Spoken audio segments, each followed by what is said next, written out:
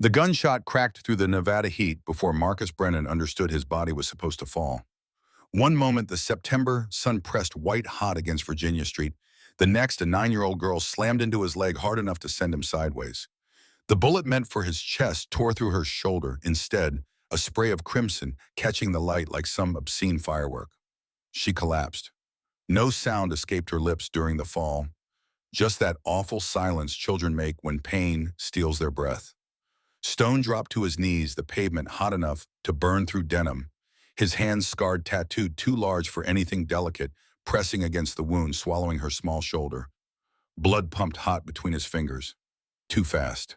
Way too much. Her eyes fluttered open, brown meeting his blue, and in that fragment of a second he saw it. She knew she was dying.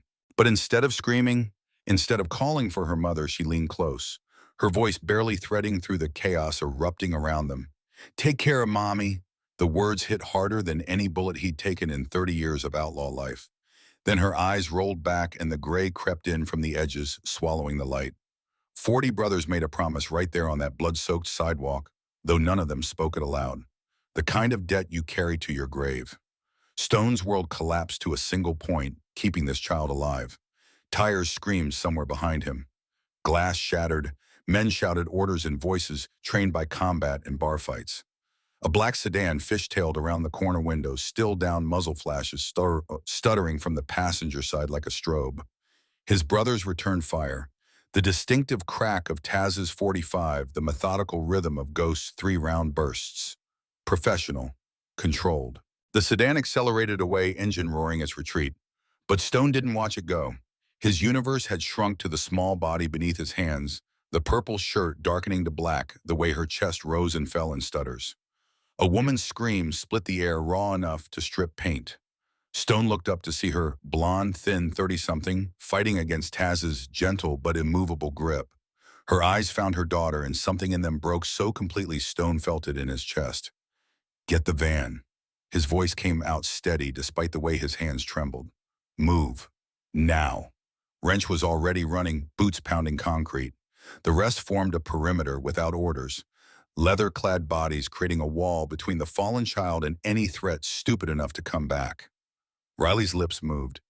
No sound emerged, but Stone leaned close anyway, watching her mouth-shaped words she didn't have breath to voice. Her small hand lifted, reaching not for him, but past him toward the woman still struggling in Taz's arms. The van screeched to a stop beside them, a beat-up Ford that usually hauled motorcycle parts and unconscious prospects. Stone lifted Riley like she was made of porcelain, like if he moved too fast she might shatter completely. Her head lolled against his chest. Blood soaked into his leather vest, warm and sticky. Her mother climbed in behind him, hands hovering over her daughter without touching, afraid any contact might accelerate the inevitable. Stone wedged himself into the corner, Riley cradled in his arms, one hand pressed against the wound that refused to stop bleeding. "How far?" He barked toward the front. 3 minutes. Wrench's knuckles were white on the steering wheel. "Hold on, boss. Boss. President of the Reno chapter for 12 years. Men listened when Marcus Brennan spoke. Territory disputes ended when he decided they ended. But none of that mattered worth of a damn when you were watching a 9-year-old bleed out in your arms. Riley's eyes opened again, clearer this time. Too aware. She looked at her mother first, then at Stone, and her mouth shaped a single word. "Sorry." The mother grabbed her daughter's hand, gripping like she could anchor the child to life through sheer will. Her voice cracked down the middle. "You're going to be fine. We're almost there. Baby, stay with me." Riley's gaze drifted to Stone. He saw the question there, the one she didn't have enough air to ask. He pressed harder on the wound, felt her small gasp against his chest. "Hold on, little fighter. You just hold on." The van ran 3 red lights. Wrench laid on the horn so long it became a single sustained scream, cutting through afternoon traffic. Behind them, 4 motorcycles roared in formation, Taz Book's Ghost Lucky flanking the van like a military escort. Stone had carried dying men before, held brothers while they bled out in desert rest stops and parking lot ambushes.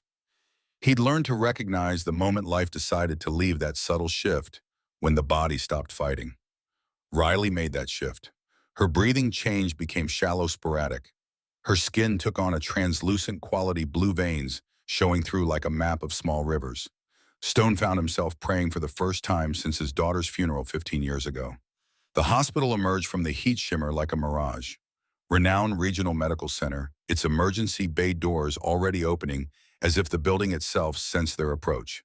Wrench didn't slow for the entrance. He took the turn, hard tires shrieking, and slammed the brakes in the ambulance zone. Stone hit the ground running. Riley pressed against his chest. Blood had soaked through his shirt, dripped down his jeans, left a trail of dark drops on white concrete. 9-year-old GSW to shoulder. His voice carried the command tone from a lifetime ago. Marine Corps combat engineer barking coordinates. Heavy arterial bleeding approximately 12 minutes since impact. The automatic doors burst outward. Medical staff poured through a gurney materializing between them. Stone laid Riley down his hands, leaving bloody prints on white sheets. Her eyes found his one more time. The doors marked authorized personnel only swallowed her. Stone stood there, hands still raised like he was holding something blood-drying sticky between his fingers. Emma Parker collapsed into a plastic chair, her whole body shaking. Stone's brothers filed in one by one, ignoring parking regulations and hospital policy, forming a protective ring around the woman who just watched her daughter take a bullet. The waiting room fell silent. Other patients stared at the wall of leather and patches at the death's head emblems riding between shoulder blades. A security guard touched his radio but didn't speak into it. Stone looked at his hands. Riley's blood had settled into the lines of his palms, dark against pale scars. He'd been shot twice, stabbed once, broken more bones than he could count. But he'd never felt helpless like this. Taz appeared beside him, voice low. Cops are rolling. They'll want statements. Let them come. That was Iron Scorpion's, Viper's crew. Stone had known the moment he'd seen that black sedan Victor cross behind the wheel. Old enemy, older grudges, months of tension finally erupting into the violence everyone had seen coming. I know, they're going to pay for this. Not yet. Stone's jaw tightened. First the kid lives, then we handle business. 72 hours earlier, Emma Parker had been choosing between electricity and groceries. The decision tree had become familiar. If she paid the electric bill, they'd eat ramen for a week. If she bought actual food, they'd go another month with intermittent power doing homework by streetlight. When the sun went down early, she chose food. She always chose food. Riley had lost weight over the summer, her ribs starting to show through her shirts in a way that made Emma want to scream at the universe for its casual cruelty. The Silver Star Diner smelled like burnt coffee and decades of grease that no amount of cleaning could erase. Emma's shift started at 5 a.m., ended whenever Carl decided he'd gotten enough work out of her for minimum wage plus tips that barely covered bus fare. Her white sneakers had worn through at the heels. 3 months ago, she'd stuffed cardboard inside to extend their life. But the cardboard was disintegrating now, leaving her feet blistered by the end of every double shift. Carl watched her from behind the register, his eyes lingering too long on her body when she bent to wipe tables. She'd learned to position herself carefully, always aware of where he stood, always keeping distance between them. She needed this job. He knew she needed this job. The breakfast rush brought the usual crowd: construction workers ordering massive portions, businessmen grabbing coffee to go, truck drivers who left quarters as tips. Emma smiled, poured refills, pretended she wasn't calculating how many more hours until she could pick Riley up from the library. Mrs. Chen, the librarian, didn't mind that Riley spent entire days there during summer break. Didn't mind that the 9-year-old was basically living in the nonfiction section, teaching herself advanced mathematics from college textbooks because the school material bored her. Riley had her father's intelligence. That's what Emma told herself when she needed to find something good about Derek leaving. At least he'd contributed those genes before deciding his family was too much work. 4 years. 4 years without a single child support payment, without a phone call, without any acknowledgement that he'd helped create a brilliant, beautiful daughter who deserved better than day-old bread and shoes that didn't fit. Emma's tip jar held $18 by noon. She'd need at least $30 to buy the week's groceries, the bare minimum, that would keep Riley from looking at her with those understanding eyes, that terrible maturity that said, "Don't worry, Mom, I'm not that hungry." Carl's hand brushed her hip when she passed. Accidental, he'd claim, if she said anything. Emma's stomach twisted, but she kept walking, kept smiling, kept pretending she didn't notice. The clock above the kitchen read 2:47 p.m. when her shift finally ended. Emma counted her tips twice. $23. Close enough. She found Riley at the library's corner table surrounded by books about engineering and architecture. Her daughter's left hand moved across notebook paper, sketching some complex structure that Emma couldn't begin to understand. Riley looked up, her eyes lighting with the smile she saved for her mother. Emma felt her heart crack a little, the way it did every time she realized how much this child tried to protect her, how much burden a 9-year-old carried without complaint. Ready to go, baby, Riley closed her notebook, carefully returned 4 books to the cart by the door. She never forgot to put things back, never created extra work for anyone. Small ways of saying thank you when you had nothing else to offer. The corner store on 2nd Street sold slightly expired produce at half price. Emma knew which manager would let things slide past the date on the package, which cashier wouldn't question why she counted exact change from a Ziploc bag. 2 apples, 1 loaf of bread, peanut butter, $12.37. Riley carried the plastic bag, swinging it slightly against her leg. Her shoes were too small. Emma had noticed that morning the way Riley's toes pressed against the fabric. Another problem for the pile marked later: when there's money, when things get better. When never seemed to arrive. They walked past the dead neon of an abandoned casino, past a pawn shop with barred windows, into the neighborhood where rent came cheap because safety wasn't guaranteed. Emma normally avoided 2nd Street. Too rough. Too many stories about muggings and drug deals and violence that spilled into daylight. But she was already late for her second shift at Murphy's. 15-hour days, 6 days a week. Survival through relentless forward motion. Riley's hand found hers, small fingers squeezing once. Emma looked down at her daughter, at the way she'd learned to be invisible, to take up minimal space in a world that demanded too much from both of them. The sound hit first. 6 big engines rolling like sustained thunder vibration, traveling through concrete into bone. Emma felt Riley's hand tighten. Motorcycles rounded the corner, chrome catching late afternoon sun. 6 men in leather vests, patches on their backs, proclaiming allegiance Emma recognized from news broadcasts and police warnings. Hell's Angels, Reno chapter. They pulled up outside Murphy's bar, engines dying one by one until relative silence returned. The men moved with casual confidence, the kind that came from knowing the world would step aside. Emma gripped Riley's shoulder, steering her toward a narrow alley. Distance, safety, invisibility. Riley caught her foot on a crack in the sidewalk. The plastic bag slipped from her small hand, apples spilling across concrete with sounds too loud in that sudden quiet. One rolled toward the motorcycles, bouncing twice before coming to rest near black boots. Emma's breath stopped. One of the men turned. Big, maybe 6'3" shoulders, like he'd been built for fighting. Gray streaked his beard, his eyes blue pale, the color of winter sky, found Riley first, then tracked to Emma. Just a second, maybe less. But in that fragment of time, Emma felt the weight of his attention, the way you feel lightning before it strikes. Then the black sedan appeared at the end of the block. Windows already down, metal catching light in ways that made Emma's survival instincts scream. The big man with the gray beard reached for something at his belt, but Riley was already moving. Emma would replay that moment for years, trying to understand what her daughter had seen that everyone else missed. The angle of the car, the glint of gunmetal. The way the big man's body language shifted from relaxed to combat-ready in a microsecond. Riley sprinted 3 steps and threw herself at the man's leg. The first shot cracked the air, then 3 more in rapid succession. The man jerked sideways, Riley's small body knocking him off balance, and the bullets meant for his chest stitched the brick wall behind where he'd been standing. One round found Riley's shoulder. Emma heard the impact, a wet sound like a fist hitting raw meat. Her daughter spun, blood spraying, and crumpled to the pavement.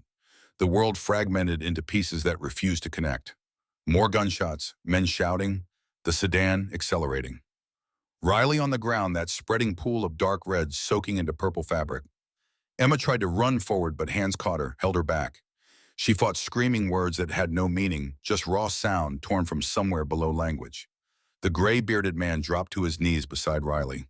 His hands pressed against her shoulder, massive and scarred and desperate. Emma watched her daughter's eyes flutter, watched her mouth move, watched her small hand reach upward. Then Riley went still. Marcus Brennan had been 14 when he took apart his first motorcycle engine, 16 when he rebuilt it, 18 when he scored high enough on the SATs that MIT offered him a full scholarship despite his father working as a mechanic and his mother cleaning houses. He'd wanted to design aircraft, space shuttles, things that defied gravity through elegant engineering. 4 years at MIT taught him differential equations in thermodynamics and how to calculate stress loads on composite materials. His thesis on lightweight alloy structures earned him a job offer from Boeing before graduation. He'd lasted 6 years in corporate aerospace. 6 years of fluorescent lights and cubicles and meetings about meetings. 6 years watching his designs get watered down by budget constraints and risk-averse managers. The day he walked out, he'd felt lighter than any aircraft he'd designed. The Hells Angels recruited him at a rally in Sturgis. He was 28, riding a Harley he'd rebuilt from salvage, wearing the kind of freedom he'd never found in an office. They'd seen something in him. Leadership. Intelligence tempered by the kind of controlled violence that kept order in chaotic places. He'd made VP by 32, president by 40.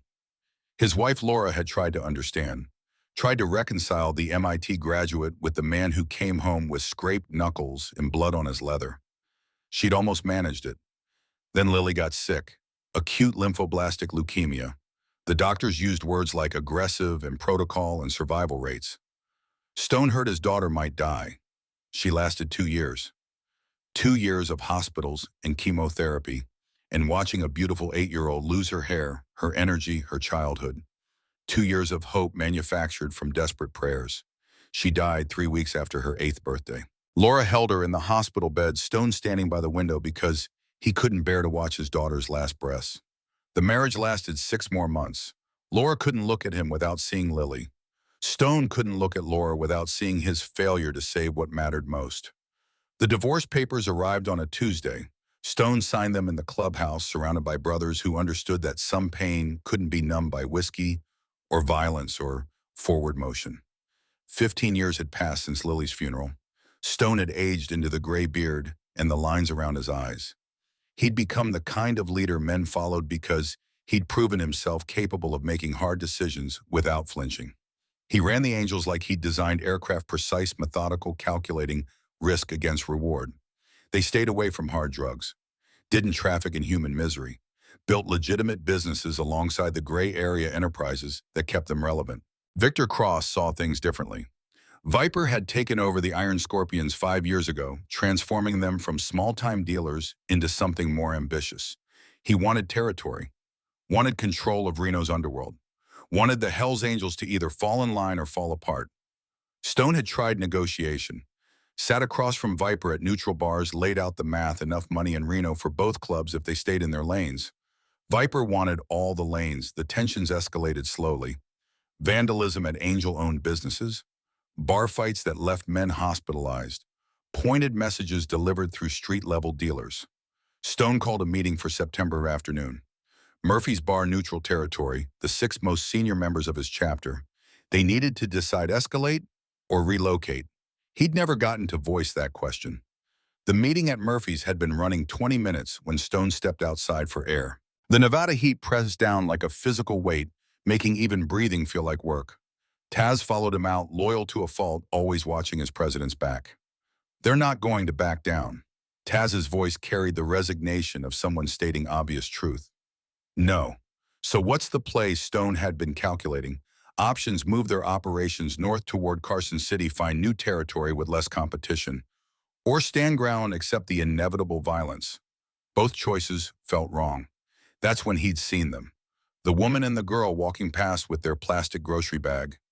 Something about them stopped Stone's tactical thinking, pulled his attention in a way he didn't understand. The girl looked up at her mother with eyes that held too much awareness. The woman's shoulders carried exhaustion that went deeper than physical tiredness. Stone recognized that kind of worn-down poverty, had seen it in his mother's face before MIT's scholarship letter arrived. The girl's shoe caught the sidewalk crack. The bag fell, apples rolling. Their eyes met, brown to blue, some connection that made no sense but felt inevitable. Then the sedan appeared, and Stone's combat instincts flared, that sixth sense developed through 3 tours in the Gulf and 30 years of outlaw life. He saw the car's trajectory, the windows already down, the way the driver's attention fixed on him with predatory focus. His hand reached for the Glock at his belt, but the girl was faster. She'd seen the gun. Her young eyes had caught the glint before anyone else processed the threat. And instead of freezing, instead of running away, she'd launched herself forward. Riley Parker saved Marcus Brennan's life before he learned her name. The bullet tore through her shoulder with enough force to spin her small body. Stone caught her as she fell, his larger mass absorbing some of the impact. Blood sprayed across his leather vest, hot droplets hitting his face. Behind him, his brothers responded with trained precision. Taz's 45 cracked 3 times. Books fired from a crouch, targeting the driver. Ghost's sustained burst took out the sedan's rear windshield. But Stone was already on the ground, hands pressing against a wound that pumped blood in rhythm with a child's racing heart. The girl's lips moved. He leaned close enough to smell the strawberry shampoo in her hair, mixed with the copper tang of blood. "Take care of Mommy." 3 words that rewrote the rest of his life. Her eyes rolled back. Her small body went limp. Stone pressed harder, felt bones shifting under his palms, heard his own voice barking orders that seemed to come from very far away. The van arrived. The race to the hospital blurred into motion without meaning. His world had collapsed to the weight in his arms, the blood soaking through denim, the terrible silence when children stopped breathing. Wrench drove like demons were chasing them. Maybe they were. Stone had seen men die, had held brothers through their last moments. But this felt different. This felt like Lily all over again. The hospital lights were too bright, the staff too efficient, the moment they took Riley from his arms too final. Stone stood in the emergency bay, blood drying on his hands, watching those doors close. Emma Parker's scream cut through everything else, raw and broken and furious. "My daughter." Her voice cracked on each syllable. "My baby took a bullet for a biker." Stone turned to face her. She looked at him with something beyond hatred, beyond grief, into a territory where mothers dwelled when their children's blood soaked strangers' hands. "I'm sorry." The words felt too small, too inadequate, too late. Emma's face crumpled. She buried her face in her palms, shoulders shaking with sobs that came from somewhere below language. Taz guided her to a chair. The other brothers formed their protective circle, leather-clad sentries, keeping watch over a woman who just lost everything or nothing, the outcome still uncertain. Stone walked to the bathroom, turned on the tap, watched Riley's blood spiral down the drain, dark against white porcelain. His reflection in the mirror showed a man who'd aged decades in 20 minutes. Graybeard, deep lines, eyes that had seen too much violence. But it was his hands that held his attention. Stained red despite the soap, despite the scrubbing, despite desperate attempts to wash away what couldn't be undone. Lily had been 8 when she died. Riley was 9. The universe had given Stone a second chance to save a daughter, and he'd failed before he even knew her name. He dried his hands on rough paper towels, walked back to the waiting room, took up position, standing against the wall because sitting felt wrong, felt like acceptance of helplessness. The clock above the nurse's station moved too slowly. Minutes stretched into hours. Other patients came and went. The waiting room's fluorescent lights buzzed with insects trapped behind plastic panels. Stone's brothers brought coffee that tasted like burnt cardboard. Emma took a cup but didn't drink, just held it like she needed something to grip. 2 police officers arrived. Sergeant Tom Walsh, 52, a weathered face that had seen Reno's worst and learned to negotiate with its devils. "Mr. Brennan." Stone straightened, preparing for interrogation he'd endured countless times over 3 decades. "Need to ask some questions about the shooting." "Ask." Emma surged to her feet, coffee cup clattering to the floor. "My daughter is in surgery, 9 years old. In surgery because someone tried to murder him." Her finger stabbed towards Stone. "And somehow my little girl saw it coming, pushed him out of the way, took the bullet meant for a criminal." The accusation hung between them, true and unbearable. "Ma'am, I understand. Do you?" Emma's voice climbed higher, pressure releasing. "Do you understand what it's like to watch your child bleed? To know she sacrificed herself for someone she's never met?" Stone met her eyes, found no defense that would matter, just raw honesty. "No, I don't, and I'm sorry. There's nothing I can say that makes this okay." Emma's anger collapsed into grief. She sank back into the plastic chair, hands covering her face. Walsh pulled Stone aside, voice low. "Iron Scorpions, Victor Cross behind the wheel." Stone kept his tone neutral. "Rest were his lieutenants. You sure positive? This is war now, not yet." Stone glanced toward Emma, toward the woman whose daughter might die because of rivalries she never asked to be part of. "First the kid lives," Walsh nodded slowly, understanding the code, even if he didn't approve. We'll need formal statements from everyone. After the surgery, the sergeant looked at the wall of leather and patches at men who'd made careers of avoiding cooperation with law enforcement. But this was different. A child. Innocent. The kind of line even outlaws didn't cross. Fair enough. Hours crawled past. The waiting room emptied, refilled, emptied again. Stone's brothers maintained their vigil, silent sentinels keeping watch. Emma stared at nothing, hands twisted together in her lap. Stone found himself praying again, bargaining with a god he'd stopped believing in after Lily's funeral. Take me instead. Let her live. Whatever debt this creates, I'll pay it. The automatic doors opened. A young doctor emerged, still wearing blood-spattered scrubs. The dark stains made Stone's chest tighten.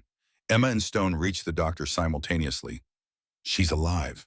The words punched through everything else.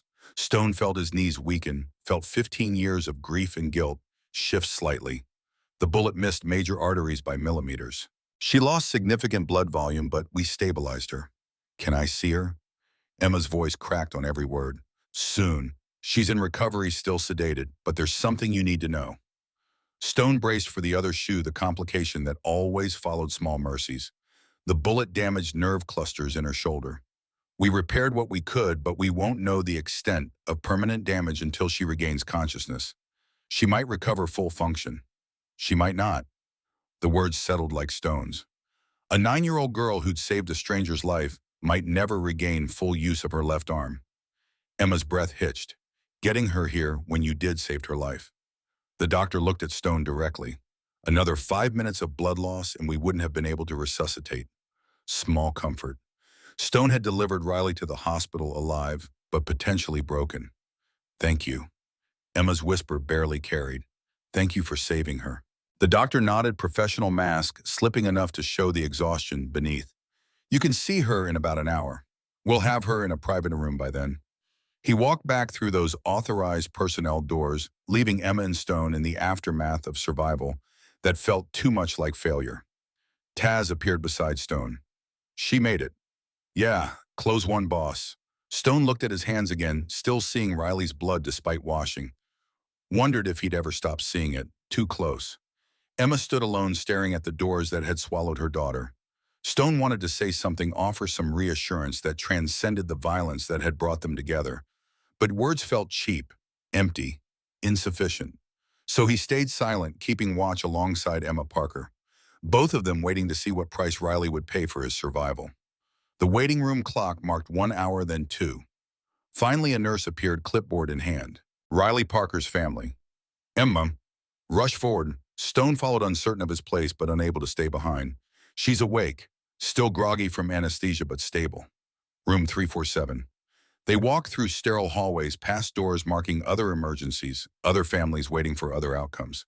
The hospital smelled like antiseptic and desperation. Room 347 sat at the hallway's end. Emma entered first, Stone hanging back in the doorway. Riley lay small in the hospital bed, monitors beeping steady rhythm. Her left shoulder was wrapped in thick bandages, her arm immobilized in a sling. Dark circles pressed beneath her eyes. But she was alive. Emma reached the bedside, hands hovering over her daughter without touching, afraid of causing pain. Baby, I'm here. Riley's eyes opened, focusing slowly. When she saw her mother, something in her young face relaxed. Mom. Her voice came thin, stretched. Did I die? No, sweetheart. You're safe. You're in the hospital, but you're going to be okay. Riley's gaze drifted past Emma, finding Stone in the doorway. Recognition flickered across her features. Did you die? The question landed with the weight of stones. Stone stepped into the room, moving carefully, keeping distance. No, because of you. Riley processed this, her young mind working through what it meant to have saved someone. My arm won't move. Emma's face crumpled, but she held herself together. The doctors said there's some damage.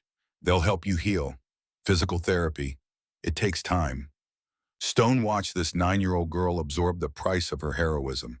She'd thrown herself in front of a bullet and survived, but she'd lost something in the exchange. Emma turned toward him, then her expression complex fury and gratitude and confusion warring for dominance. Why would she do that? Her voice dropped low, meant for Stone alone. She's 9. She didn't know you. Why would she risk everything for a stranger? Stone had no answer. Had been asking himself the same question for 3 hours. Riley spoke before he could attempt a response. Because he looked at me. Both adults turned toward the small voice from the hospital bed. When I dropped the apples. She paused, gathering strength. He looked at me. Not through me. At me. Like I was real. Emma's breath caught, and I could tell. Riley's young eyes held certainty that defied her age. He's a good person, even if he's scary. Stone felt something crack in his chest, some wall he'd built after Lily died. This child had seen past his leather and his reputation and his 3 decades of violence. Had looked at him and decided he was worth saving. The debt settled into his bones, heavy, permanent, undeniable. Emma was crying silently, tears tracking down her face. You're the bravest person I've ever met. Stone's voice came rough. And I promise you I'll spend the rest of my life making sure that bravery wasn't wasted. Riley's eyes drifted closed, exhaustion pulling her under. Emma looked at Stone across her daughter's hospital bed, a single mother who'd been choosing between electricity and food, now tangled with an outlaw biker, because her daughter had a hero's heart. I don't know what happens now, Emma's whisper carried fear and resignation. Now we keep her safe. Stone met her eyes, holding her gaze steady. Now she's under my protection. Both of you are. I don't want protection from your world.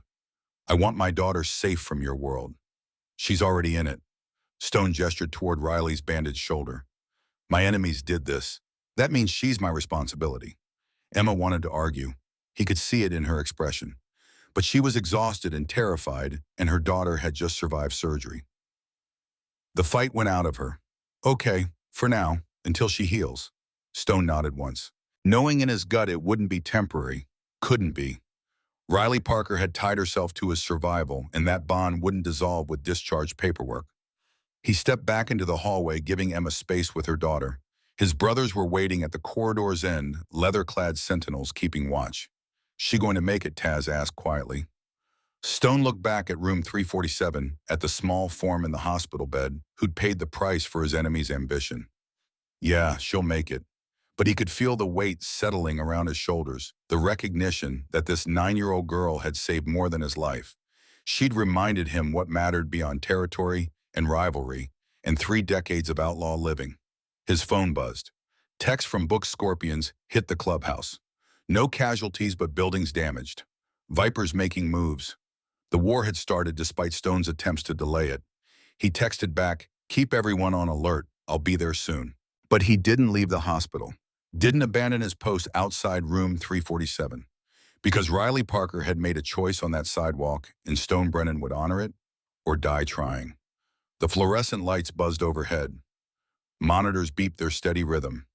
Somewhere down the hall, another family received news that would either save them or break them. Stone leaned against the wall, arms crossed, and prepared to keep watch for however long it took. Riley's first conscious thought was pain.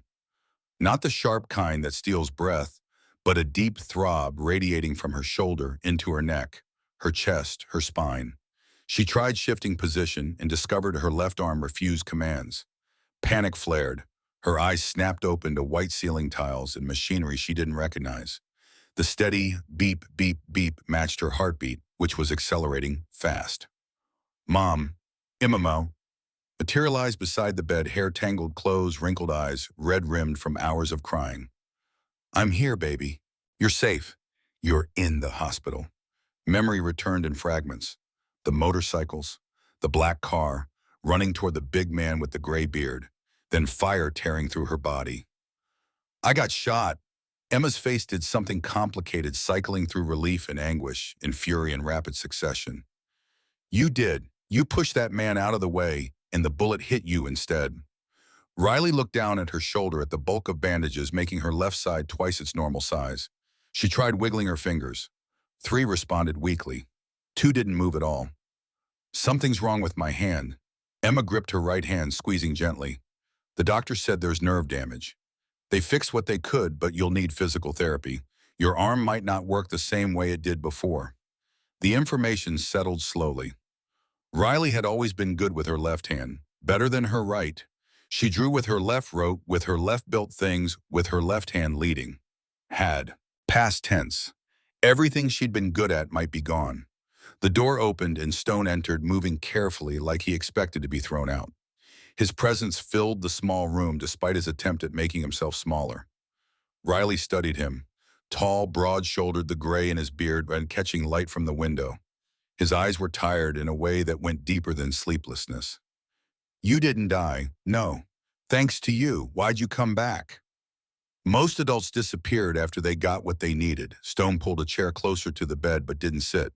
Some instinct telling him sitting made him too comfortable, too presumptuous. Because I needed to see you were okay. Because what you did. He stopped searching for words. What I did was stupid. Riley's voice came flat, adult. I should have run away. Emma made a sound like she'd been struck. But you didn't. Stone's tone carried weight. You made a choice, brave one. Wrong one maybe, but brave. My arm doesn't work right now. Riley looked at her immobilized shoulder. That's not brave. That's just broken. You're not broken. Stone crouched to her eye level. You're hurt. There's a difference.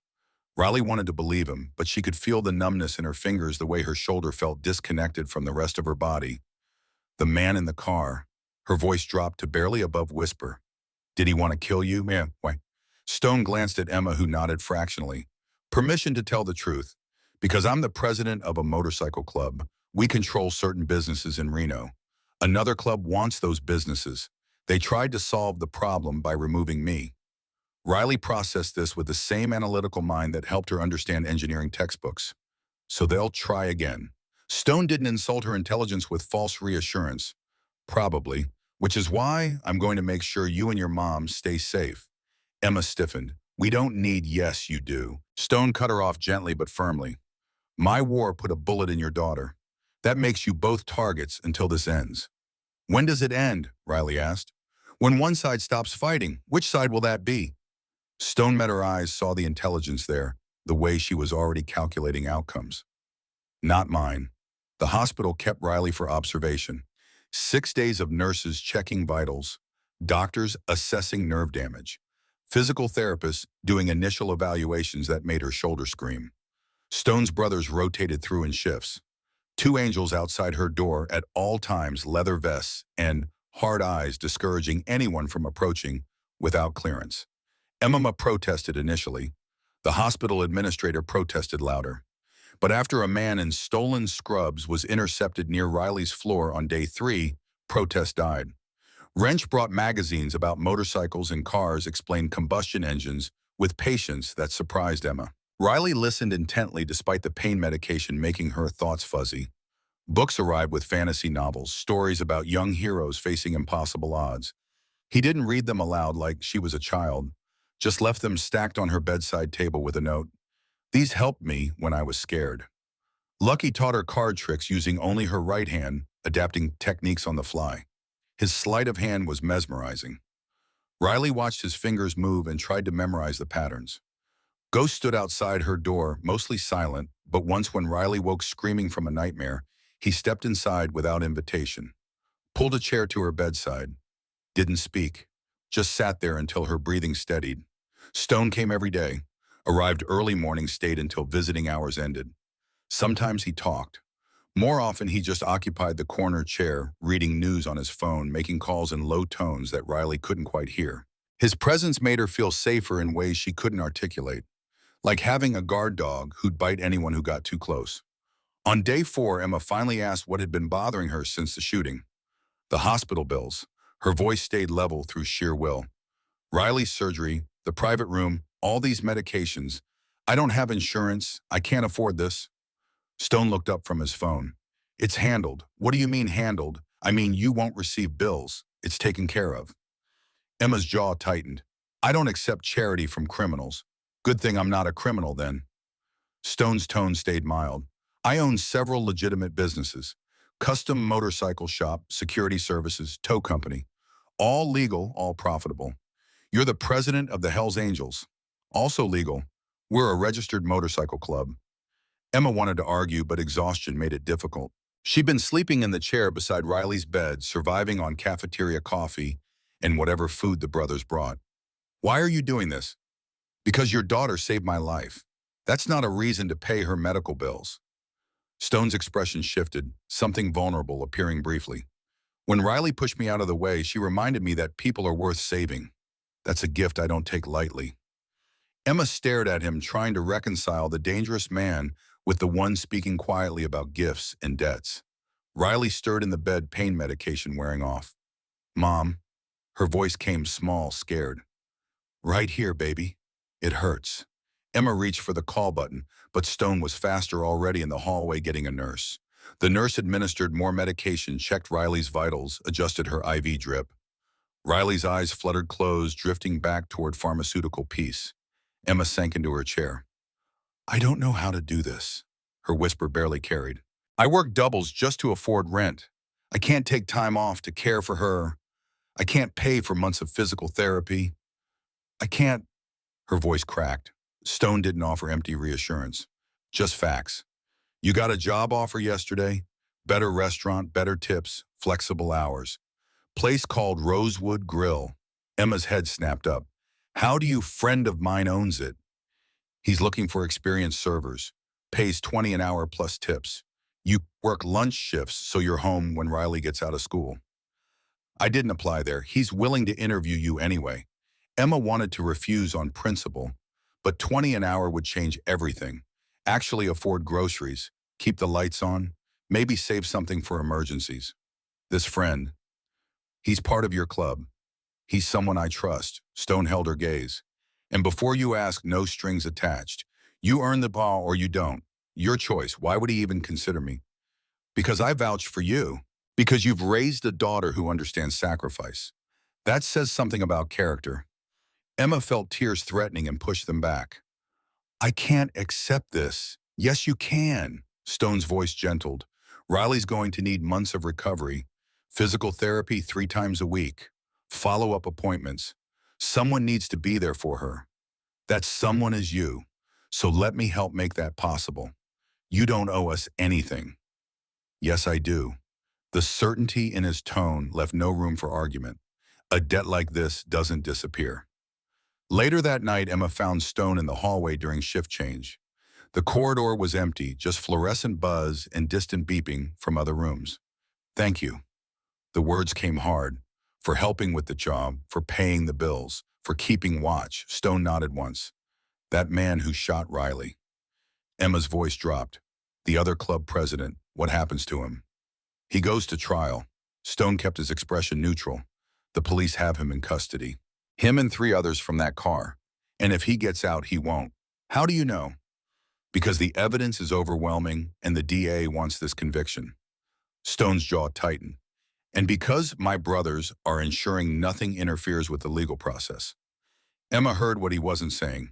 The angels were applying pressure, making sure justice happened through official channels rather than unofficial ones. I'm scared. She admitted what she'd been carrying since the shooting. Not just of them coming back, of what this means for Riley. She's 9 and she's already been shot. What kind of life is that? Stone had no comfort to offer because Emma was right to be scared. He'd brought violence into their lives through proximity alone. I can't promise you safety. His honesty was brutal but necessary. But I can promise protection. Those are different things. Emma understood the distinction. Safety was an illusion. Protection was 40 men willing to stand between danger and the people they'd claimed. She went back to Riley's room. Stone returned to his corner chair. Neither spoke again, but something had shifted between them. Some grudging acceptance that they were bound together now, whether they wanted it or not. Riley was discharged on day 6 with prescriptions, appointment cards, and instructions that made Emma's head spin. Physical therapy, Monday, Wednesday, Friday.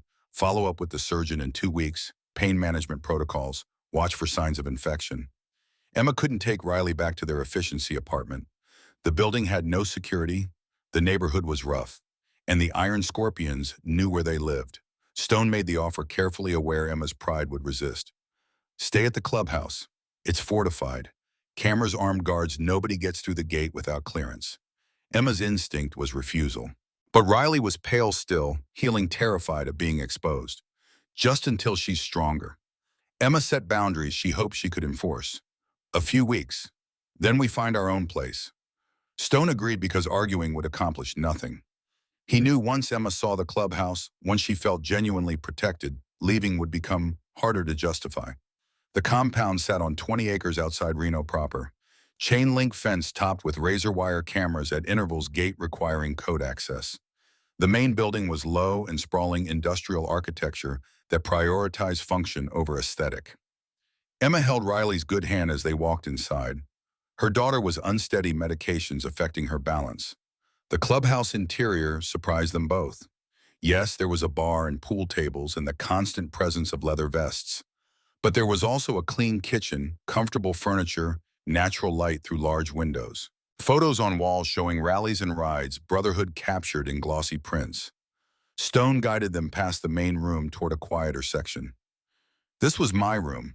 He opened a door, revealing space that was spare but clean. Double bed, small bathroom, attached lock on the inside of the door. You'll have privacy. Nobody comes back here without permission. Where will you sleep? Riley asked. Couch in the common area. Stone shrugged like it was nothing. Slept in worse places. Emma wanted to refuse, but Riley was swaying on her feet, exhausted from the discharge process. Just for a few weeks, Emma repeated her boundary. However long you need. Stone stepped back, giving them space. Emma helped Riley into the bed. Her daughter was asleep within minutes, body finally relaxing in the absence of hospital sounds. Emma stood in the doorway looking at her daughter's small form, the bandages still visible above the blanket. This 9-year-old, who'd thrown herself in front of a bullet, now sleeping in an outlaw biker's bed. The universe had a twisted sense of humor. Stone found Emma in the kitchen an hour later. She was staring at the refrigerator, which was stocked with actual food. Fresh vegetables, real milk, bread that wasn't day old. Help yourself to anything. Stone poured coffee from a pot that looked permanently stained. Brothers keep it stocked pretty well. Emma took a mug, wrapped both hands around it. Your world is nothing like I expected. What did you expect? Drugs? Violence. Women treated like property. Emma spoke bluntly. The things you see in movies about biker gangs. Stone leaned against the counter. Some clubs operate that way. We don't. We have rules, code of conduct. We protect what's ours, and we don't prey on the innocent. You kill people. He didn't deny it. When necessary, when someone crosses lines that can't be uncrossed. Emma should have been horrified. Somehow, she was just tired. I don't know how to reconcile this. You paying Riley's hospital bills, taking us into your home. But also, you're the reason she got shot. I know. Stone met her eyes. I carry that. Will carry it for the rest of my life. Is that supposed to make me feel better? No, it's supposed to be the truth. Riley appeared in the doorway, blanket wrapped around her shoulders. She'd woken in an unfamiliar place and panicked until she heard voices. Mom. Emma opened her arms and Riley walked into them, careful of her injured shoulder. Can't sleep, bad dream. Stone pulled out a chair. Want some hot chocolate? Lucky makes it with real chocolate, not that powder stuff. Riley nodded, climbing into the chair with her blanket still wrapped around her. Stone worked at the stove, melting chocolate, adding milk, doing something domestic that seemed at odds with his leather vest and tattooed hands. Emma watched him move through the kitchen with practiced ease. This was his home. These were his people. And somehow she and Riley had been absorbed into it. The hot chocolate was perfect. Riley drank it slowly, warmth seeping into her. Do the other men live here? She asked Stone. Some do, Stone returned to the counter. Younger guys mostly. The ones with families have houses elsewhere. You don't have family. Stone's expression flickered. Not anymore. Emma caught something in his voice, some old wound reopening. What happened? Riley asked with the directness of children who haven't learned about boundaries. Emma started to intervene, but Stone shook his head. I had a daughter once, long time ago. She died when she was 8 years old. Riley processed this, understanding suddenly why Stone had been so determined to save her. I'm sorry, me too, kid. Stone's voice roughed around the edges.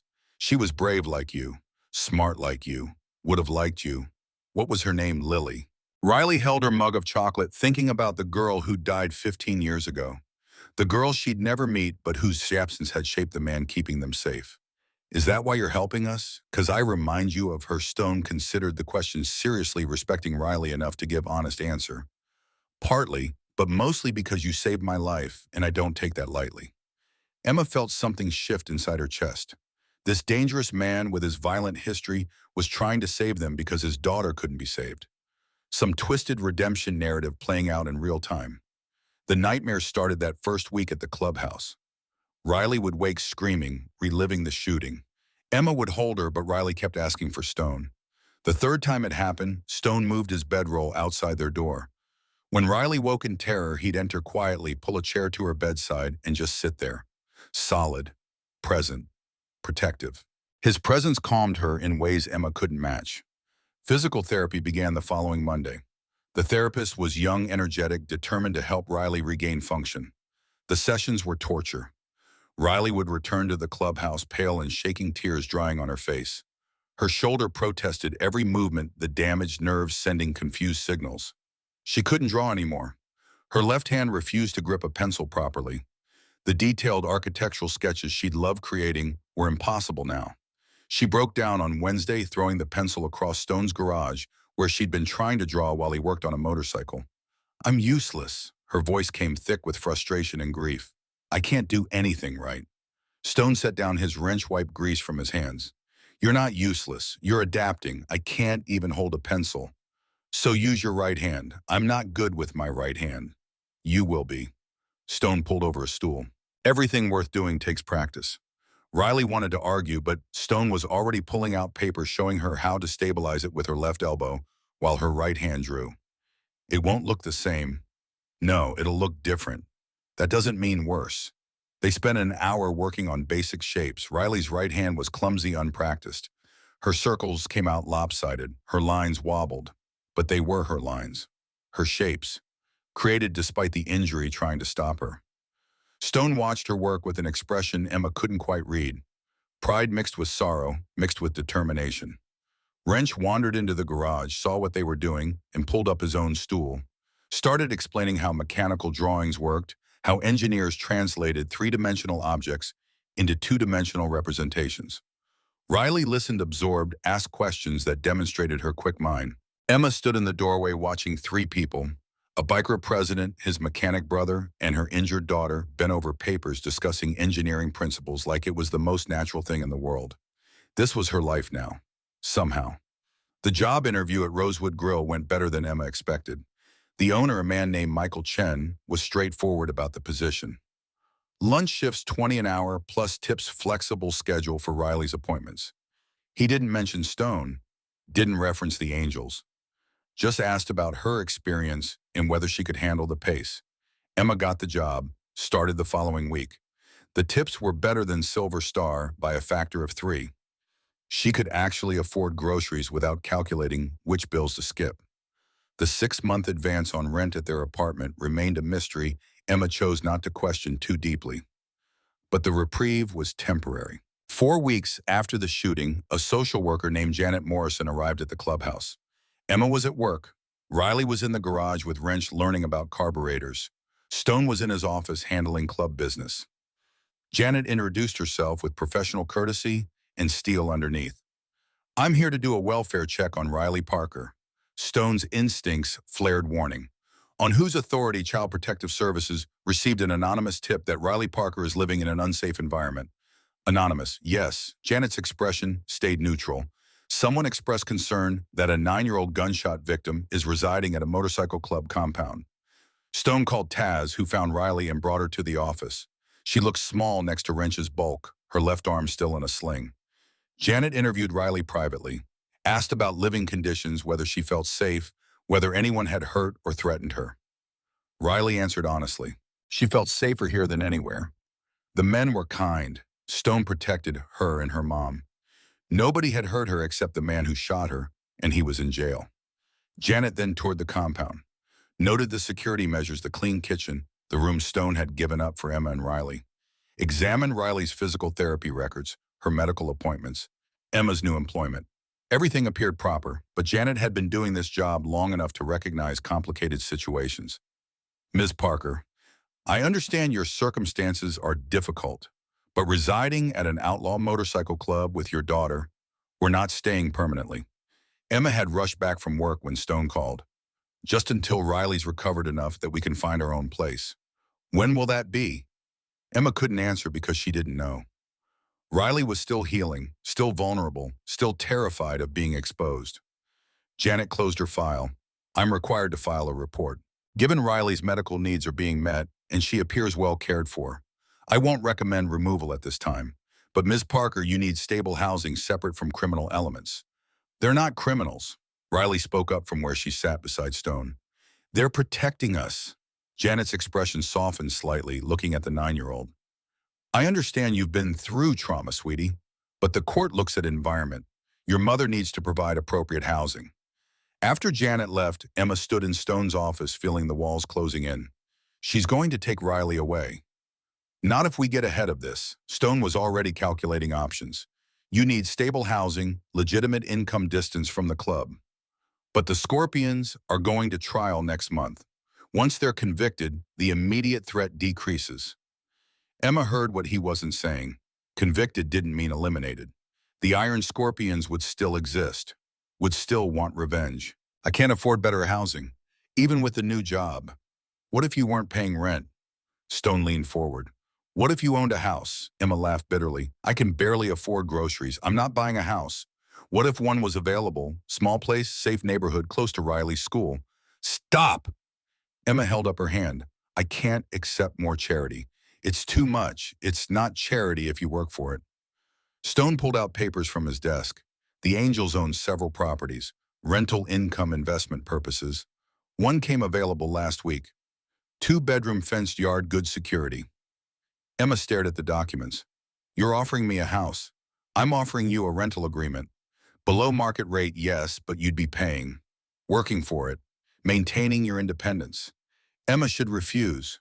Should hold her boundaries. But Riley appeared in the doorway, having been listening. Mom, I want my own room. Her voice came small. I want to go back to school. I want things to be normal again. Emma looked at her daughter, at the healing wound that would scar, at the determination to reclaim her life. How much is rent? $600 a month. Stone named a figure Emma could actually afford. That's too low for a 2-bedroom house. It needs work. You'd be helping me out by occupying it. Emma didn't believe him, but she was drowning, and he'd thrown a lifeline. 1-year lease. She set her terms. After that, we renegotiate or I find something else. Deal. Riley smiled, genuine happiness, breaking through weeks of pain and fear. Her first smile since the shooting. Emma wondered what price they'd ultimately pay for Stone's generosity. Nothing came without cost in this world.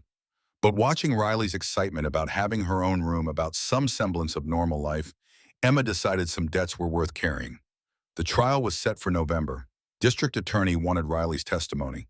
The child who'd witnessed everything, who'd taken a bullet, whose perspective would seal the conviction. Emma wanted to refuse. Riley had been through enough. Making her relive the trauma seemed cruel, but the DA was persuasive. Without Riley's testimony, certain charges might not stick. The shooters might walk on technicalities. Riley made the decision herself. I'll do it. Her voice stayed steady. I want to help. Stone and Emma both tried to talk her out of it, explained how defense attorneys would try to confuse her, make her doubt what she'd seen. Riley remained firm. I know what happened. I'll tell the truth. They prepared her over the following weeks. The DA brought a child psychologist who helped Riley process the trauma while maintaining clear memories. The sessions were exhausting. Riley would emerge pale and quiet, retreating to her room at the new house. Emma had moved them in 2 weeks earlier. The house was small but clean. The neighborhood exponentially better than their old efficiency apartment. Riley had her own room decorated with posters of spacecraft and architectural drawings. Stone visited frequently, checking security, bringing groceries, helping Riley with her physical therapy exercises.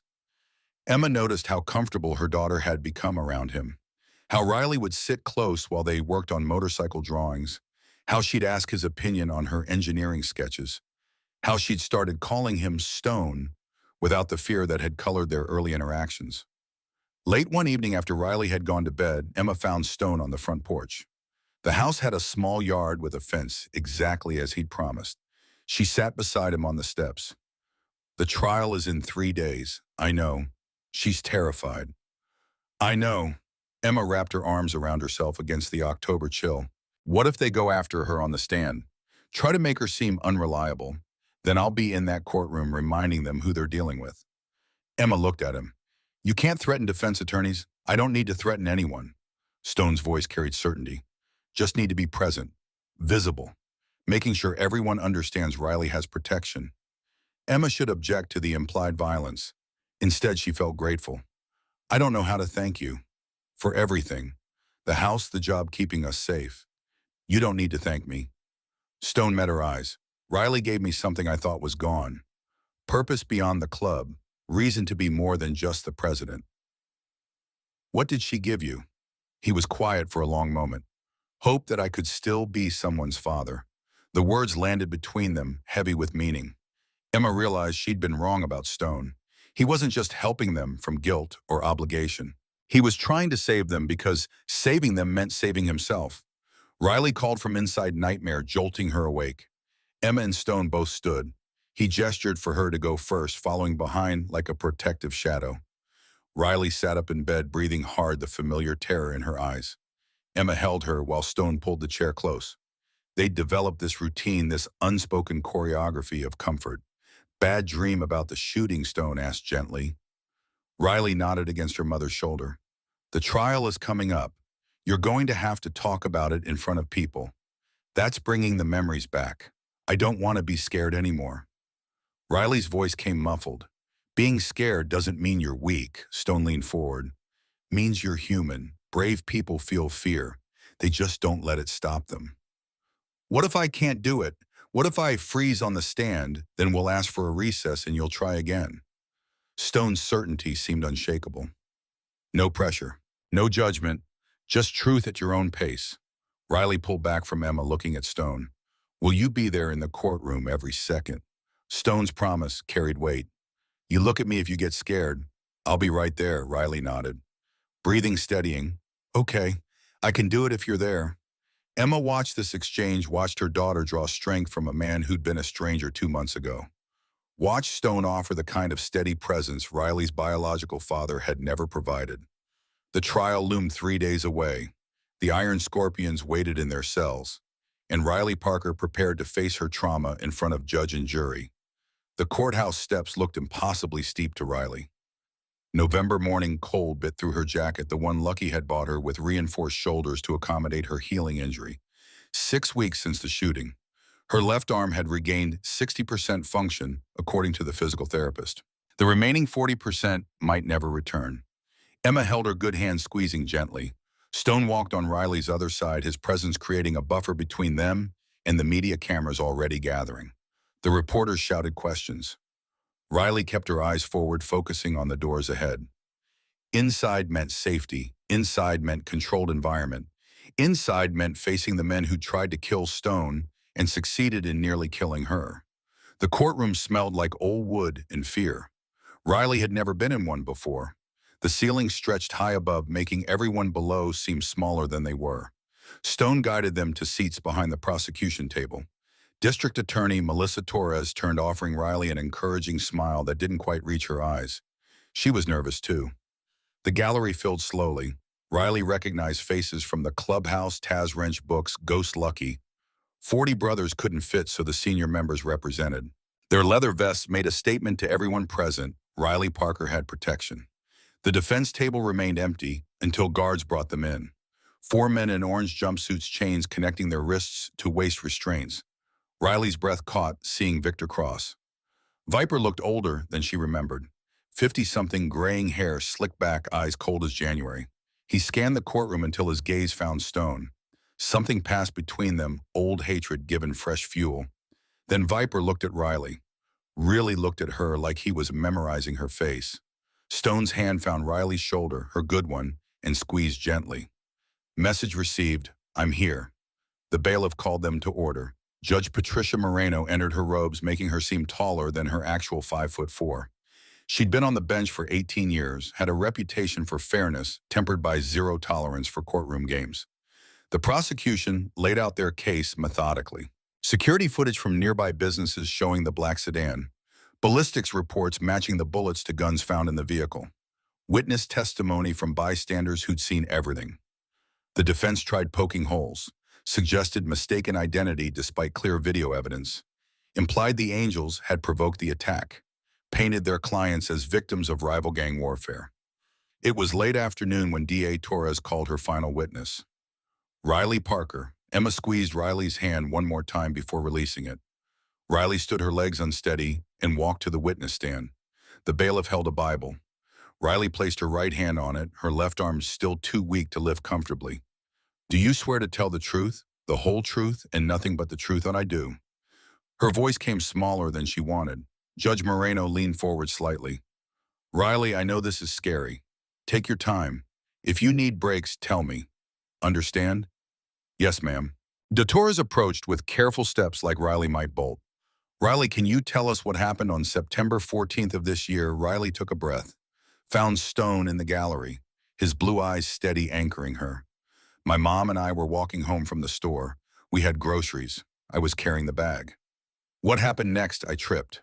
The bag fell. Apples rolled across the sidewalk. Then I looked up and saw the motorcycles. 6 of them, parked outside a bar. Did you see any of the men on those motorcycles?" "Yes. One of them turned around when the apples rolled." "Can you point to that man?" Riley's finger lifted, pointing at Stone. "Him. The man with the gray beard. The man you later learned was Marcus Brennan, president of the Hells Angels Reno chapter." "Yes." "What happened next, Riley?" "A car appeared, black sedan. I saw it at the end of the block." "What made you notice the car?" Riley's hands twisted together. "The way it was moving. Fast, but controlled. Like it had a target." "Did you see anything about the car that concerned you?" "The windows were down. I saw metal. A gun." "What did you do when you saw the gun?" "I ran toward Mr. Brennan." "Why?" "Because the gun was pointing at him, and I knew he was going to die if I didn't do something." "So you pushed him?" "Yes." And then Riley's voice dropped to nearly a whisper. "Then fire went through my shoulder. I heard the shot after I felt it. Everything got really loud and then really quiet." Defense attorney Marcus Webb stood for cross-examination. Mid-40s, expensive suit, the kind of lawyer who specialized in making children doubt their own memories. "Riley, you said you saw a gun. How far away was the car?" "I don't know exactly. Maybe half a block." "Half a block. That's quite far for a 9-year-old to identify a weapon, isn't it?" "I have good eyes, but you were scared, weren't you?" "Yes. Fear can make us see things that aren't there. Maybe you saw something reflective, something shiny, and your frightened mind." "I saw a gun." Riley's voice firmed. "Black metal, someone holding it out the car window." "You expect this court to believe that a 9-year-old child processed all this information and reacted in time to save Mr. Brennan's life?" "I didn't think about it. I just did it." Webb paced, trying another angle. "Let's talk about Mr. Brennan. You'd never met him before that day, no. But now you live in a house he provides. Your mother works at a restaurant he arranged. He's helping us because I got hurt, or perhaps because your testimony is crucial to this conviction." "Objection." D.A. Torres stood. "Counsel is testifying. Sustained." Judge Moreno's tone carried warning. Mr. Webb asked questions. Webb shifted tactics. "Riley, are you afraid of Mr. Brennan?" "No, he's the president of an outlaw motorcycle gang. That doesn't frighten you. He protects us." From whom? Riley's eyes moved to Viper, still watching her with cold calculation. "From them. The men who shot me." Webb tried several more approaches, but Riley held steady. Her answers stayed consistent. Clear, honest. When she was finally dismissed, Emma met her at the witness stand, wrapping careful arms around her daughter. "You were so brave, baby." Riley just wanted to leave. Wanted to be anywhere but this room with its high ceiling and hard benches and men who'd tried to kill. The jury deliberated for 5 hours. Riley waited in a private room with Emma and Stone picking at sandwiches someone brought, watching the clock move too slowly. When the bailiff finally called them back, Riley's stomach twisted into knots. The jury filed in. Not one looked at the defense table. Emma had read somewhere that was a bad sign for defendants. Good sign for prosecution. The foreman stood. Judge Moreno asked if they'd reached a verdict. "We have, Your Honor." "On the charge of attempted murder in the first degree, how do you find guilty?" The word echoed. Riley felt Emma's hand tighten on hers. The foreman continued through the charges. Assault with a deadly weapon. Guilty. Conspiracy to commit murder. Guilty. 8 counts total. 8 guilty verdicts.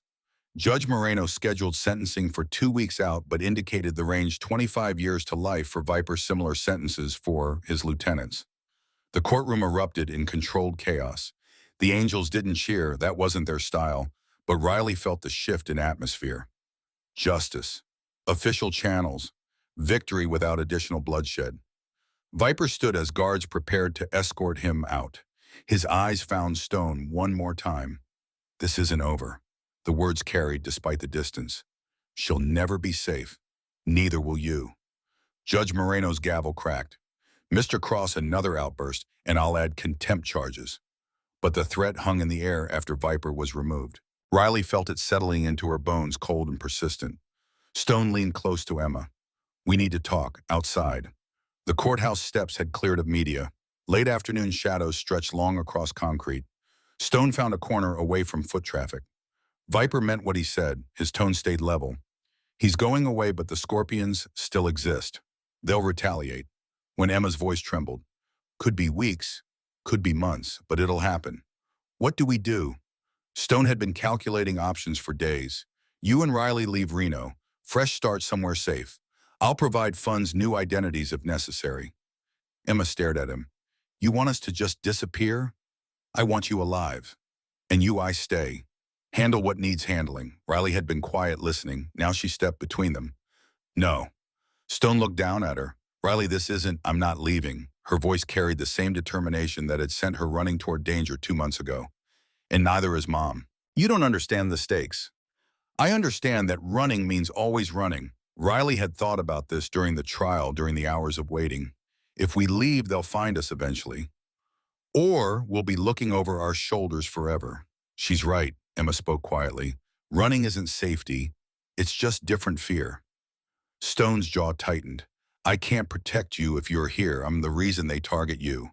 Then maybe you need to let us protect ourselves. Riley met his eyes. You taught me adaptation. You taught me that brave people feel fear, but don't let it stop them.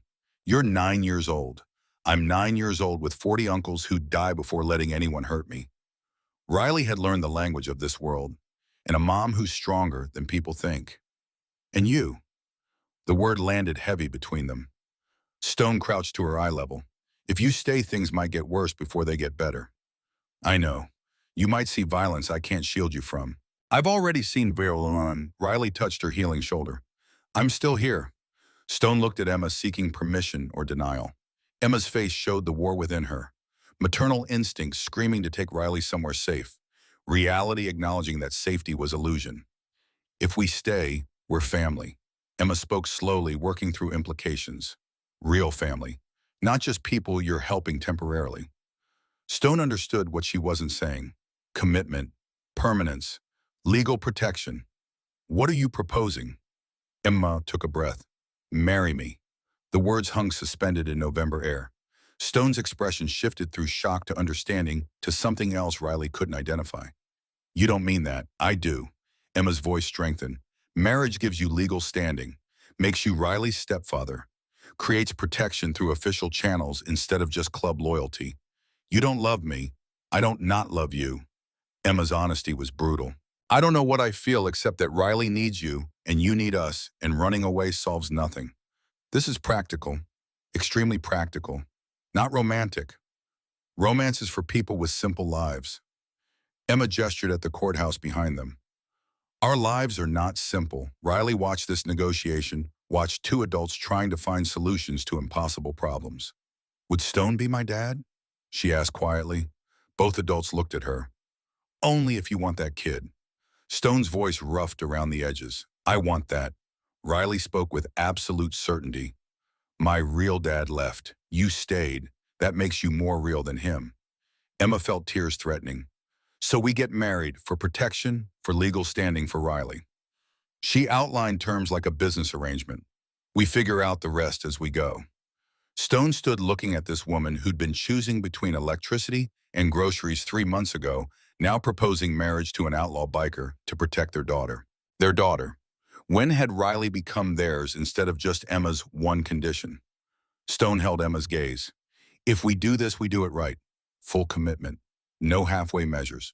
Riley deserves better than people who are just going through motions. Agreed. And if we're wrong, if this makes things worse, then we face it together. Emma extended her hand. Deal.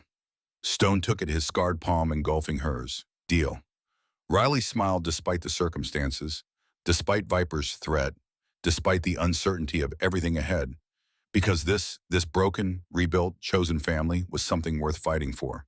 The wedding happened 2 weeks later at the Washoe County Courthouse. Small ceremony, just signatures and legal binding.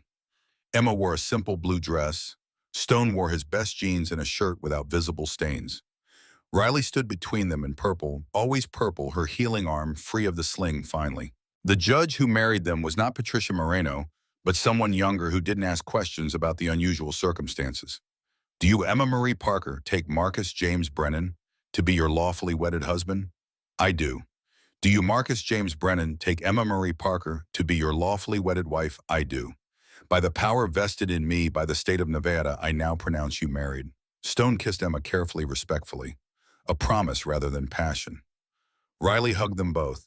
The Angels threw a celebration at the clubhouse that night. Music Food Brothers congratulating Stone with knowing looks that suggested they understood more than he wanted them to. Emma danced with Riley to songs that weren't quite appropriate for 9-year-olds but made her daughter laugh. Stone watched from the bar, beer untouched, memorizing the moment. Taz appeared beside him. You sure about this, boss? No. But you did it anyway. She needed protection. Stone kept his eyes on Emma and Riley. Legal standing. That all this is, Stone didn't answer because he'd stopped being certain where practical ended and real began. The house felt different with Stone living there. Bigger somehow, despite him taking up physical space. He moved carefully around Emma and Riley's established routines, trying not to disrupt. Riley adjusted fastest. She'd already claimed him months ago. Now she had official permission to call him Dad, though she still defaulted to Stone most days. Emma and Stone navigated new marriage awkwardly. Separate rooms initially, both unsure about crossing that final boundary. They were partners in Riley's protection, comrades in an ongoing war, but lovers that required time neither was ready to claim. 3 weeks after the wedding, the threat materialized. Stone received a package at the clubhouse.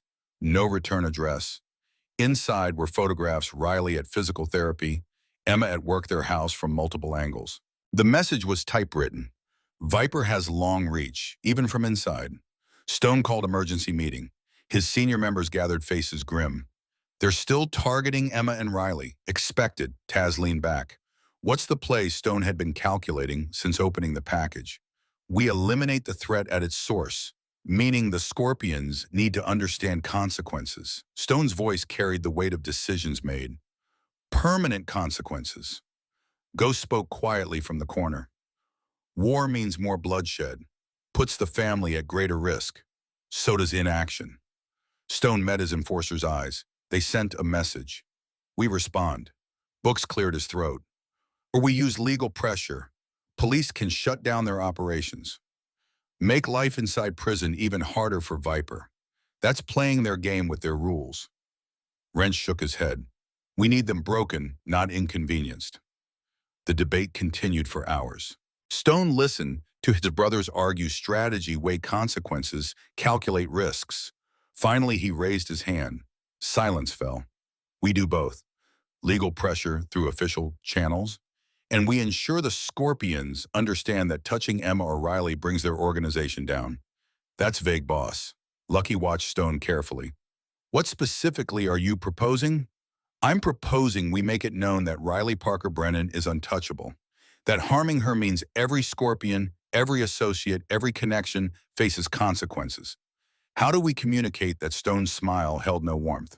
We arrange a meeting. Viper's second in command. Make our position clear. And if they don't listen, then we escalate until they do. The meeting happened in a parking lot outside Reno. Neutral territory. 5 Angels, including Stone, facing 3 Scorpions, including their acting president. The conversation was brief and pointed. Stone laid out terms. Leave Emma and Riley alone. Any retaliation stops immediately. Any action taken against his family brings total war. The Scorpions' acting president, a man called Chains, listened with arms crossed. Viper's orders were clear before he went in. Blood for blood. Then Viper's orders die with his freedom. Stone's tone allowed no negotiation. You have new leadership. Make new decisions. And if we don't, Stone gestured to his brothers. You have 80 members. We have 200 across Nevada. Chapters in 4 states ready to immobilize. You want that war over a kid chains calculated visibly. The math wasn't favorable. The Scorpions had lost leadership momentum territory. Continuing this fight meant annihilation. 1 month. Chains finally spoke. We back off for 1 month while we discuss internally. No discussion needed. Stone stepped closer. Decide now, end this or we end you. The silence stretched. Finally, Chains nodded once. It's done. No retaliation against your family. Stone didn't trust the promise, but he'd established position. Made the cost clear. The meeting ended. Angels returned to their bikes. Stone called Emma before starting his engine. Threats contained. For now isn't forever. It's what we have. Emma was silent on the other end. I'm tired of being afraid, Stone. I know. When does this end? When they believe hurting you costs more than any satisfaction they'd gain. You think they believe that now? Stone looked at the Scorpions retreating toward their own vehicles. I think we bought time. Maybe enough. The weeks following brought careful normalcy. Riley returned to school adjusting to being the kid who'd been shot, who'd testified at trial, whose stepfather was a notorious biker. Some students avoided her. Others found her fascinating. She made friends slowly. Other misfit kids, the ones who understood being different. They ate lunch together, worked on science projects, didn't ask too many questions about her family. Physical therapy continued. Riley regained another 15% function in her arm, 85% total. Not perfect, but functional. She learned adaptation using her right hand for detail, work her left for support. Her drawings improved, different style than before, but uniquely hers. She started designing buildings again, structures that defied conventional engineering with their creative solutions to structural problems. Stone helped when she got stuck, his MIT education surfacing in unexpected moments. He'd sketch load-bearing calculations, explain material, stress, turn her artistic vision into mathematical possibility. Emma watched them work together and felt something shift inside her chest. This wasn't pretend family anymore. Wasn't practical arrangement. This was her daughter with a father who showed up, who invested time, who taught without condescension. And Stone looked at Riley with the same expression Emma imagined he'd worn looking at Lily all those years ago. Christmas approached, their first as a legal family. Emma asked Riley what she wanted, just this. Riley gestured at the three of them sitting together on the couch watching bad holiday movies. Just us being together. Emma glanced at Stone, found him already looking at her. Something passed between them, unspoken but understood. They weren't pretending anymore. Stone made his move on Christmas Eve. Not dramatic or romantic, just real. Riley had fallen asleep on the couch between them. Stone carried her to bed, Emma following. They tucked her in together, a routine they'd developed over months. In the hallway afterwards, Stone caught Emma's hand. Can we talk? They sat at the kitchen table, coffee mugs between them, out of habit rather than desire for caffeine. This marriage, Stone started awkwardly.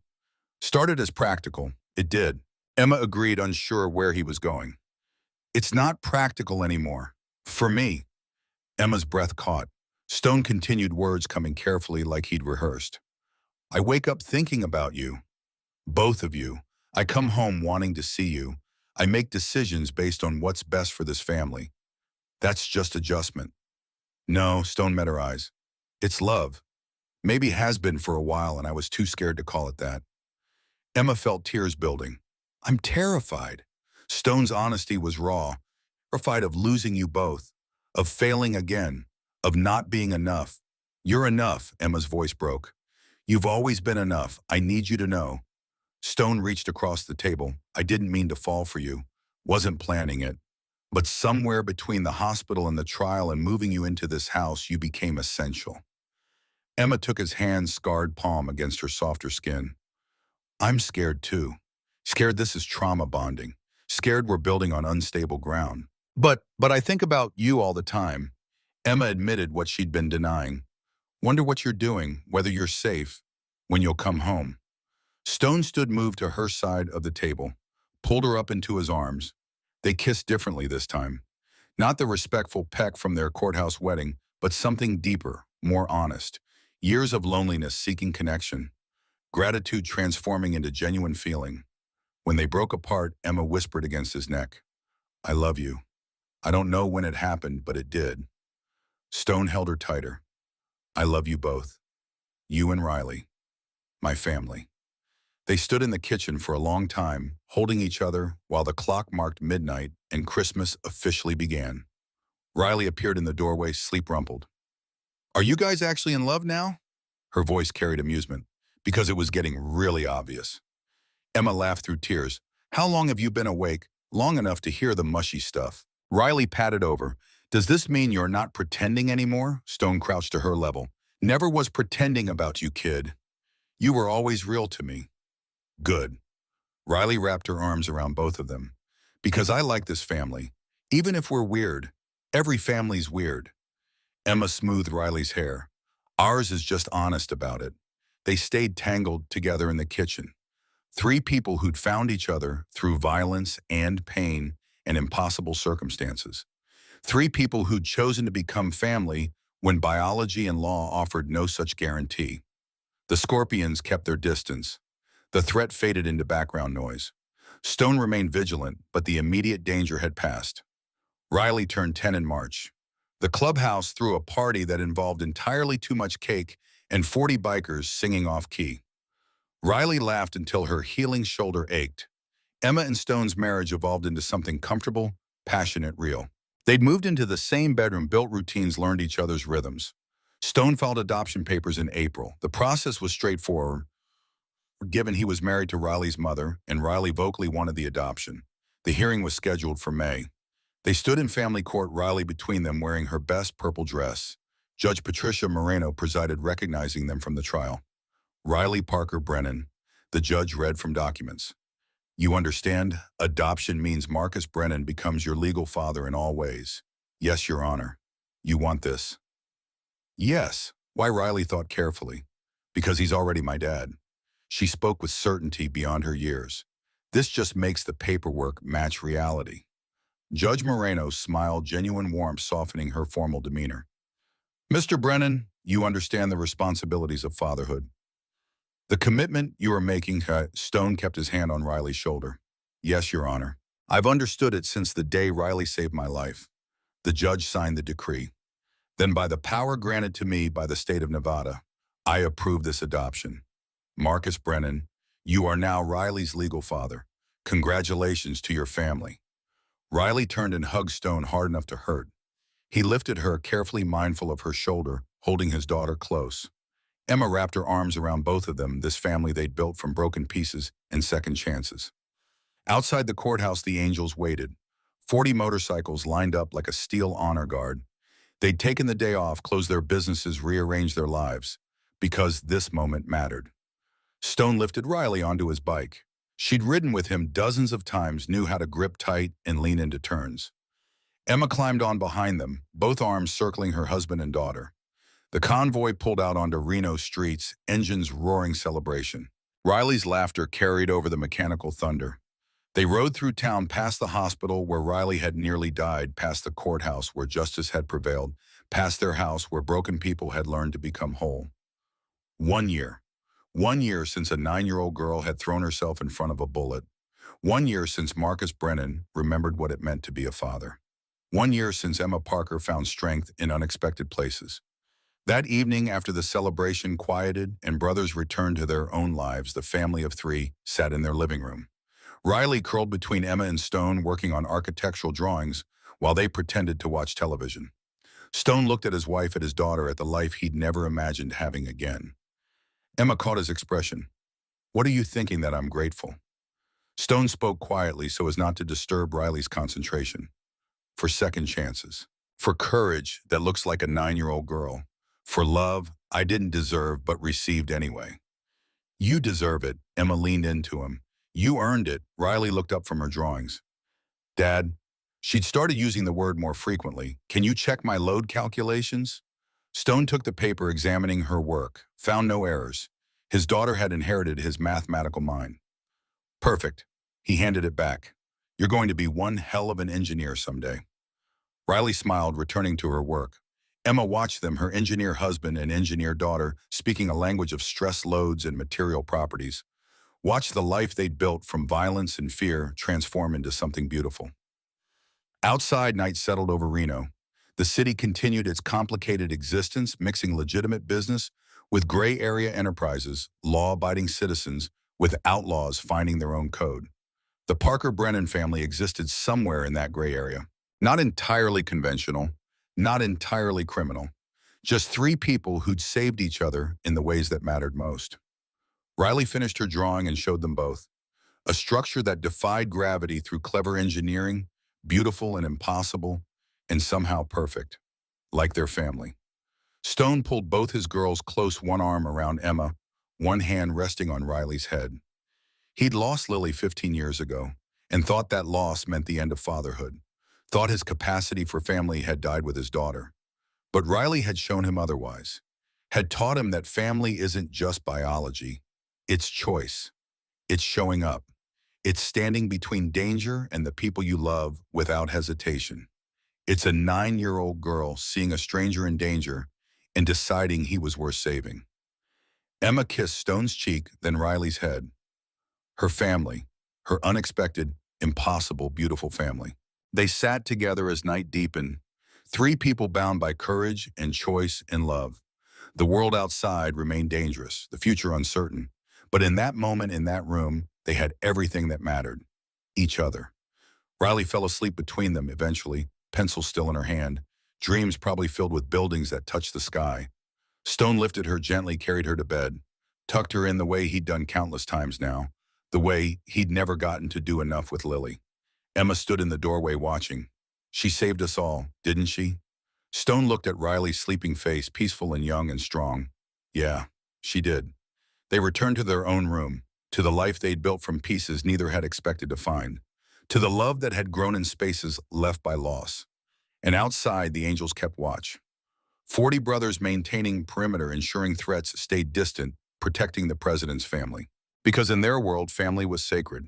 And Riley Parker Brennan, the little girl who'd taken a bullet meant for their leader, was the most sacred of all. The story that had started with gunfire and blood ended with three people sleeping safely under one roof. Father, mother, daughter, chosen family, real family, the kind worth fighting for, the kind worth dying for, the kind worth living for.